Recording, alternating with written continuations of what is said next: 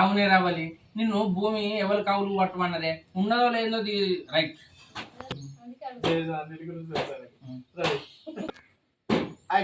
అవునే రావాలి.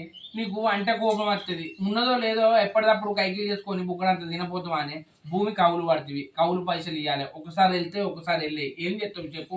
అయినా భూమి కవులు పడితే భూమి దున్నియాలి, గింజలు పెట్టాలి, పత్తికి. అవునే రావాలి. నీకు అంటే కోపం వస్తుంది, నువ్వు భూమి కవులకి ఎందుకు పెట్టినవే, ఉన్నదో లేదో అప్పటిదప్పుడు కైకిలు చేసుకొని తింటావు కదా. అయినా భూమి కవులు పడితే కవులు పైసలు ఇవ్వాలి, భూమి దున్నియాలి, గింజలు పెట్టాలి, చెట్లు మొలిచినాక మందు కొట్టాలి, మందు కొట్టినాక కలుపు తీయాలి, కలుపు తీసినాక పత్తి చెట్లు పెద్ద పెరుగుతాయి, ఆ పత్తి చెట్లు పెద్ద పెరిగి పత్తి వలిగినాక మళ్ళీ కైకిలోళ్ళు పిలగాలి. ఆ టైంకు కైకిలోళ్ళు రారు. ఒకళ్ళు 100 అంటారు, ఒకళ్ళు 300 అంటారు, ఒకళ్ళు 500 అంటారు. సరే పత్తి ఏరిస్తేనే మన దగ్గర పైసలు ఉంటాయి. మనం అప్పో సప్పో మొత్తం మిగిలిరా.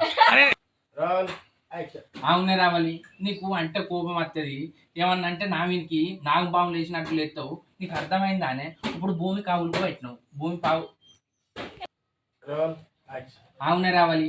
నీకు అంటే కోపం వస్తుంది, ఉన్నదో లేదో అప్పటిదప్పుడు కైకిలు చేసుకొని తింటాం కానీ. అవునే రావాలి. నీకు అంటే కోపం వస్తుంది కానీ భూమి కావులకి ఎవడు పట్టమన్నాడే. నేను పోయి చేస్తానన్నా పెద్దలకు రైట్.